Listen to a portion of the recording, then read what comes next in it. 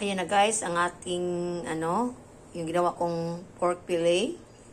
Ayan siya guys, napaka-crunchy niya guys. Kasi, inanok ko siya sa breadcrumbs. At napakasarap niya guys. Ayan. Magugustuhan ito ng ating mga kids. At hindi lang mga kids, pati na rin tayo guys. Yan, ito ang breakfast ngayon ng anak ko at magluto rin ako ng adobo. Yan, ang tawag sa inyo guys. Basta sa amin guys, adobo. Yung pinakopsan ba? Pero hindi ko, sobrang talaga ang pork guys. Sakto lang. Yan lamig kayo siya guys. Yan, simple lang naman ang pag nito guys. Pati ang kanyang mga ingredients ba? Ayan.